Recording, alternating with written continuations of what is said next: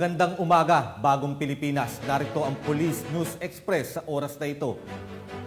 Pinangunahan ni Police General Romel Francisco Marbil, Chief Philippine National Police, ang flag raising ceremony ngayong Lunes. Sa mensahe ni Police General Marbil, kanyang pinasalamatan ang mga tauhan nito dahil sa mga magagandang accomplishment, kasabay ng kanyang paalala na huwag magsawa sa pagtupad ng kanilang sinumpaang tungkulin.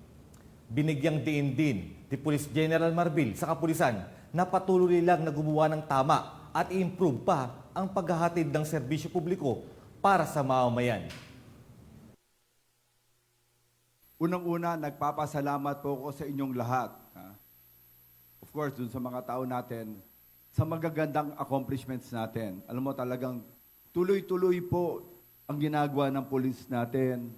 Nararamdaman po ng mga tao sa baba. Sabi nga nila, ang rami pa ng pulis.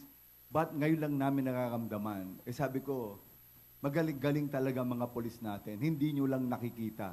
Pero ngayon, sinabi ko lang makikita nyo, kaya nyo lang nakikita. But wala po tayong pinagbago. Sabi ko, yung police is always on the ground. Nandito po, naghihirap at nagmamalasakit upang mapatupad ang ating katungkulan. So maraming salamat po. Please give a round of applause to everybody. Ang gagaling po natin. Pero alam mo, pangalawa, may mga tao talaga tayong napupunta sa kontrobersya. Sabi ko po, normal po talaga sa pulis yan. And it's a normal. Normal process po tayo. Minsan may mga tao, may mga bagay po tayong pinatutupad na hindi po naiintindihan ng iba. Sabi ko sa mga pulis natin, huwag po kayo magsasawa sa katutupad. May mga baga, may mga balakid, may mga paghirap, may mga talagang, kumbaga, nalulubak tayo. But let us go on. Let us show them na kahit anong mangyari, we are still one. Ito po yung Philippine National Police nyo. Sa inyo po to, hindi po to sa amin. Nandito lang po kami para magpatupad. Nang nagpapatupad po tayo ng tama. And I hope, and let us, sabi ko nga, intindihin nyo lang ang gagaling po ng police natin. And sabi ko nga, I am so proud of you.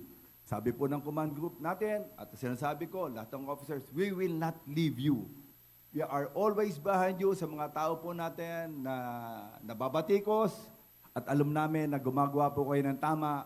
Nandito po kami, hindi po namin kayo iiwanan. Yung mga pangako po namin na magkakaroon po tayo ng legal assistance, nandito po yung health card natin, ginagawa po ng ating official po natin, General Peralta, of course, nandito po si General Dubria, at General Arnado helping us, our command group, to make sure that nandito po tayo sa tamang daan. Sabi ko nga sa unang speech ko, ang Panginoon may 20 regalo sa atin, is a choice and a chance. A choice to make good or to do evil, and a chance to make a difference. Sabi ko nga, ang choice po natin, let us make a big difference. Let us do good. Let us provide our people, our community, with good public service.